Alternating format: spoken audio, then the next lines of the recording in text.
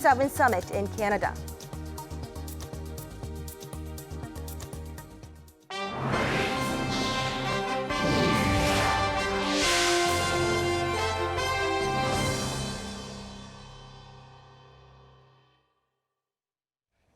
Now we begin this morning with the huge delegation North Korean leader Kim Jong-un has brought with him to Singapore. It's a who's who of Pyongyang's political, military, and even cultural elite.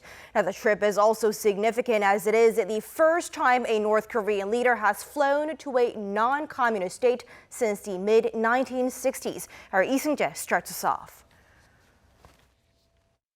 Leaving his home country, some 4,700 kilometers behind him, Kim Jong-un arrived in Singapore on Sunday on a Boeing 747 Air China flight, a full 2 days before his summit with U.S. President Donald Trump.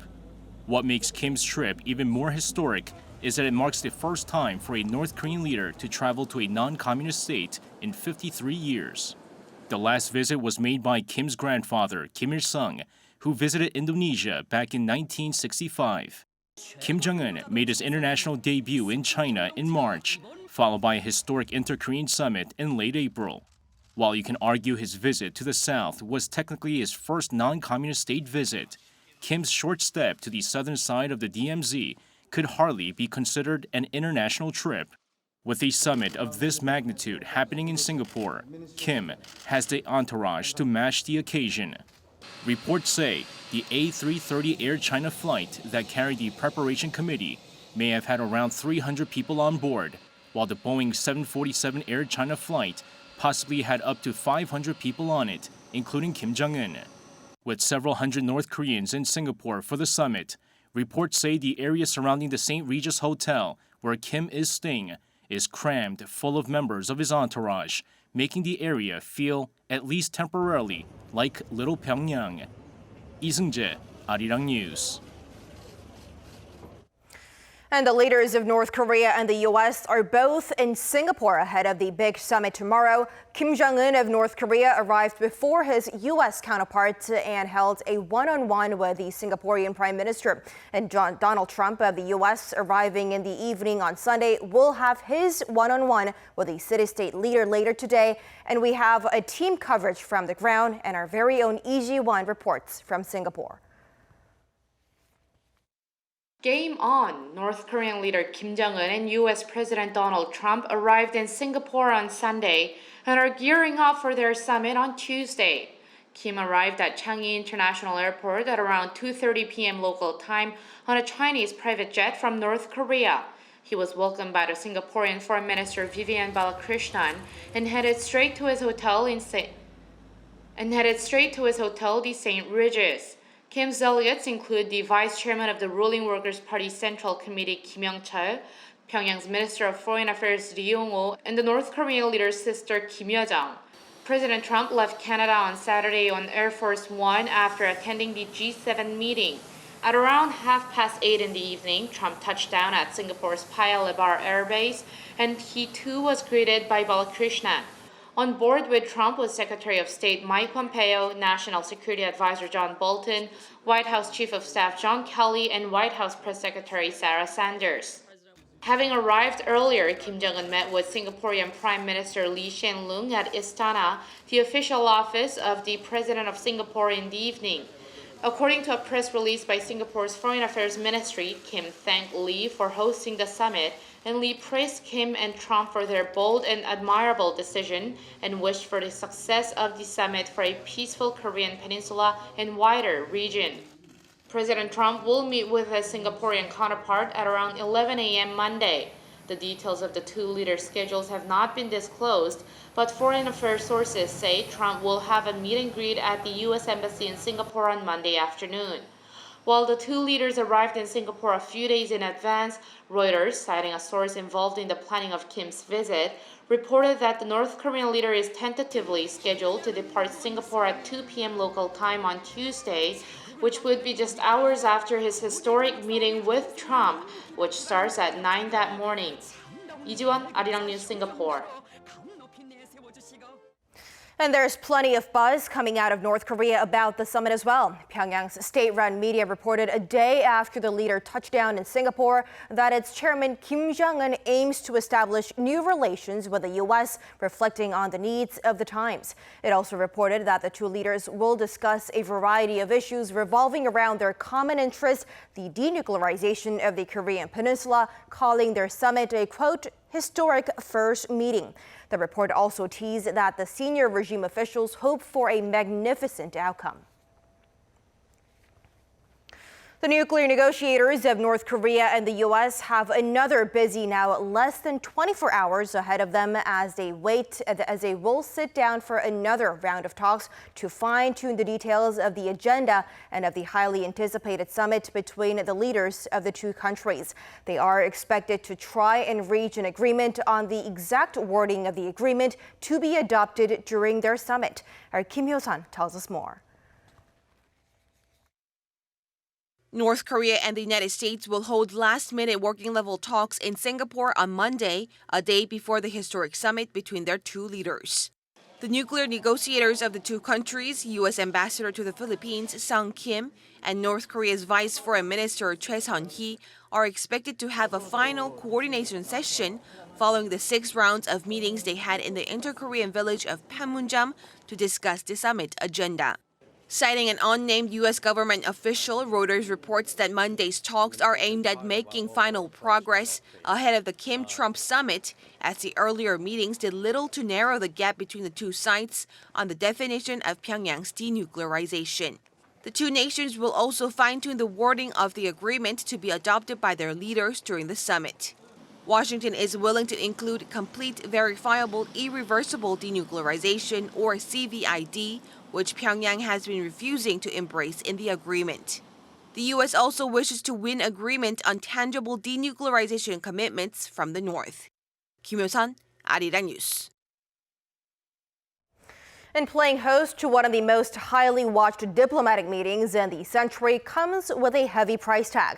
The host island nation of Singapore says the North Korea-U.S. summit is costing some 20 million Singapore dollars, which is around 15 million U.S. dollars. Prime Minister Lee Hsien Loong says his government is willing to pick up the tab since the summit is giving Singapore unprecedented international publicity. And when the two leaders meet tomorrow, they are not only hoping to strike a deal on denuclearizing the Korean Peninsula, but also on the details and the process as to how North Korea would achieve just that. What kind of process could we be looking at, and how long would that take? Our Park Hee-jun met with some experts for their take. North Korea's denuclearization is a complex and troublesome process that requires not months, but years of effort. Professor Siegfried Hecker of Stanford University believes the disarmament process could take approximately 15 years. According to a roadmap drawn up with his colleagues, North Korea first needs to halt nuclear tests and all operations at nuclear reactors. This will be followed by the dismantling of missiles and nuclear facilities, which will then have to be monitored and inspected. The final step requires the North to eliminate its nuclear program and join the Non-Proliferation Treaty, redirecting its nuclear scientists and engineers to civilian programs. But other experts in South Korea say the process can be shortened to 2 years. President Donald Trump probably wants to speed up the process for his own political reasons. The U.S. presidential election will be held in 2020, and he'll want to accomplish denuclearization of the Korean Peninsula before it happens. Dr. Kim says the U.S. would first require the North to get rid of direct threats, ICBMs that are capable of hitting anywhere in the U.S. Then North Korea would have to discard its nuclear weapons and nuclear materials, as well as decommission nuclear facilities. Everything will ultimately have to be verified by international bodies. The entire process would be completed within 2 years. And according to experts, Washington is unlikely to tolerate North Korea's lack of commitment. If North Korea does not show commitment after a series of negotiations, the U.S. is likely to place additional sanctions and escalate its pressure on the country. If there is no significant change within a certain time period, the U.S. will have to force it through measures that it had originally planned but had not wished to use. But for it to be done smoothly and swiftly, Washington must offer certain guarantees and rewards in return. It must accompany denuclearization with the guarantee of the North Korean regime's safety. This entails establishing diplomatic relations with Pyongyang, concluding a peace treaty, and lifting economic sanctions. And if the international community provides aid and collaborates with the North, the regime will be much more stable than it is now. Experts say that as long as there is a fair share of exchange and, most importantly, North Korea's full commitment to denuclearize, it's only a matter of time until the Korean Peninsula is completely nuclear-free. Park Hee-jun, Arirang News. They call it the summit of the century, but not much is known about the details as to who will be accompanying the leaders and what exactly is on the agenda. One of the talking points President Trump has floated is officially ending the decades-long Korean War. But what are the possibilities of that happening at tomorrow's summit? Will the two Koreas finally be able to end a war that has simmered since the early 1950s? Our Cha Sang-mi with more. South Korean President Moon Jae-in and North Korean leader Kim Jong-un agreed in their summit in April to declare an end to the Korean War. And that's something President Trump seems to be on board with. We could sign an agreement. As you know, that would be a first step. It's what happens after the agreement that really is the big point. But yes, we could absolutely sign an agreement. President Trump was referring to the possibility that he and Kim Jong-un could agree when they meet to officially end the Korean War, a conflict that's lasted almost 7 decades. A peace treaty, however, is different. That would need the approval of all parties to the original armistice signed in 1953, North Korea, the U.S.-led United Nations Command, and China. South Korea, of course, would need to sign any such treaty, too, even though it wasn't part of the armistice, because then President Lee Seung-man was against the idea. There is no set roadmap to peace on the Korean Peninsula, and if the war is to be ended, an expert says, in fact, there are different ways it could be done. The declaration of a war's end means that combatants declare they're not going to fight anymore. When they do that, sometimes it ends only with the declaration, and other times they make a treaty or they agree upon a regime or system. Experts say the process will begin with the two Koreas declaring an end to the war, as they've said they would. They will then be joined by the U.S. and finally China.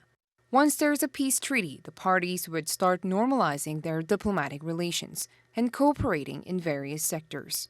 In any case, most observers say the old armistice has outlived its usefulness, noting that large-scale hostilities stopped a long time ago. Right now, the relationship between the two Koreas at the international level is governed by the armistice agreement that was signed at the end of the Korean War 65 years ago. So clearly, armistice is not supposed to last this long. So there's a need to replace the armistice agreement with something else.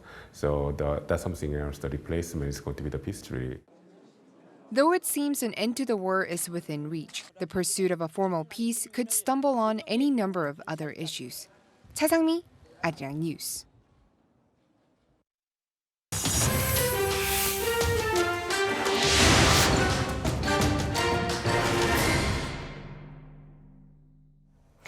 And now for a look at stories making headlines around the world. The United States is engaging in a war of words with some of its closest allies just hours after they appear to show unity at the G7 summit in Canada over the weekend. For more on this and other news around the world, we turn to our Do Aram at the News Center. Aram, so this trade tirade seems to be escalating even further. That's right, Simon. The White House is angry at Canadian Prime Minister Justin Trudeau's press conference after Saturday's G7 summit, where he criticised U.S. tariffs on Canadian goods and reiterated his intentions for retaliatory measures. President Trump had already expressed his anger, calling his Canadian counterpart dishonest and weak in a tweet after that summit. He also pulled out of signing the joint communique, a move that was heavily criticised by the leaders of Germany and France. But some of Trump's top advisors defended the president's actions by going on national TV to launch verbal attacks against Trudeau. The director of the U.S. National Economic Council, Larry Kudlow, was one of them. That's well, and in general, okay, it was an attack on the president. We're going to have retaliatory tariffs now. These are things that Prime Minister said before, basically, but he didn't say them before after a successful G7 communique where President Trump and the others all worked in good faith to put a statement together, which, by the way, almost nobody expected to happen. Top White House economic advisor Peter Navarro also weighed in, branding Trudeau as a backstabber.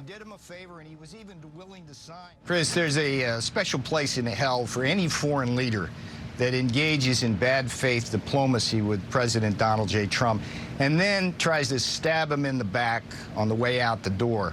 And that's what bad faith Justin Trudeau did with that stunt press conference. That's what weak, dishonest Justin Trudeau did. Canada's Foreign Minister Chrystia Freeland responded by saying the United States was the one insulting its ally. For me, what is insulting and what I object to very strongly is the illegal and unjustified imposition of tariffs on Canadian steel and aluminum. The national security pretext is absurd and, frankly, insulting to Canadians, the closest and strongest ally the United States has had. We can't pose a security threat to the United States. In other news, tens of thousands of people in Japan have staged rallies demanding the resignation of Prime Minister Shinzo Abe and his cabinet, both embroiled in a cronyism scandal. Organisers say nearly 30,000 people took part in Sunday's rally in front of the Diet. Abe's popularity has taken a battering after he was accused of selling government land at a heavily discounted price to a family friend. His cabinet has also come under fire for trying to cover up that transaction. Abe has continued to deny involvement. Moving over to tennis now, world number one Rafael Nadal has won his 11th French Open title by beating Austrian Dominic Thiem in straight sets. Sunday's victory has also earned the Spaniard his 17th Grand Slam title, just 3 short of Roger Federer's all-time men's record. Nadal does, however, match Margaret Court's record for winning the same Grand Slam on 11 occasions.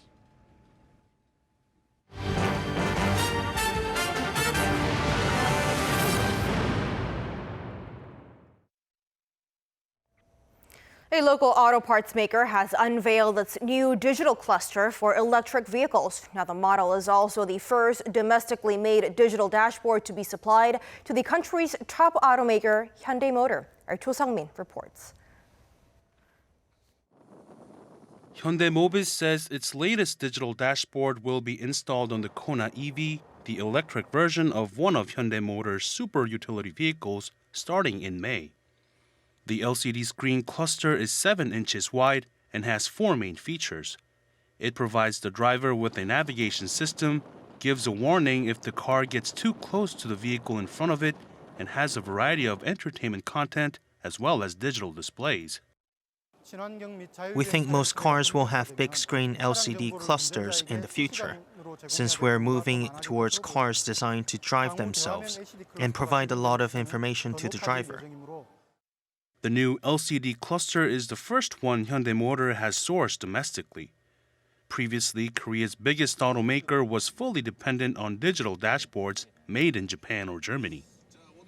With digital clusters expected to grow into a more than $10 billion market by 2023, Hyundai Mobis says it's aiming to develop follow-up products such as a 12.3-inch digital dashboard and a 3D virtual head-up display program in the near future. Cho Sang-min, Arirang News. Flexible, transparent electrodes are essential components of wearable devices. Korean researchers have successfully used a new material to make the component. Our Park Se-young with more. Graphene is known for its toughness and ability to conduct electricity. Korean researchers have chosen the material to make electrodes that change their visible colors in less than 1 second. Using an electrochromic material as the base, the researchers successfully stacked layers of graphene with polymer-based materials. They found that 4 layers of graphene electrodes have the most electrochemical stability and can change color the fastest. We reduced the total thickness of graphene to 1/5, increased the transmittance to over 90%, and increased the speed it changes color by over 10 times. Flexibility is an essential quality for electrodes and wearable devices. The material also needs to be good at conducting electricity. And to be used for displays, it needs to be able to control light transmittance when placed on a transparent surface. The researchers were able to meet such requirements by layering graphene. The study, which could bring changes to the design of electronic devices, was published in the journal Scientific Reports. Park Se-young, Arirang News.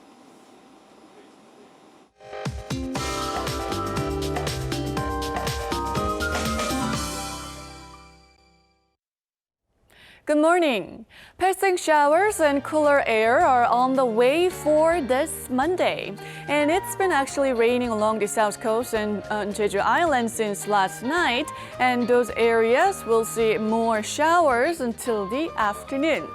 And starting in the afternoon, the entire nation could receive passing showers. And Seoul is expected to see rain in the mid-afternoon until 9 p.m. And it could rain quite heavily in the evening hours. And temperatures will be similar to yesterday in Seoul, while Daegu and other southern regions will notice cooler daily highs, nearly 8 degrees lower than the sea snow averages. And highs in Gyeongju will only make it to 18 degrees Celsius this afternoon, and Seoul will be at 25 degrees this afternoon. And sunshine will return tomorrow, and temperatures will also gradually rise as the week goes on. That's Korea for you, and here's international weather for viewers around the world.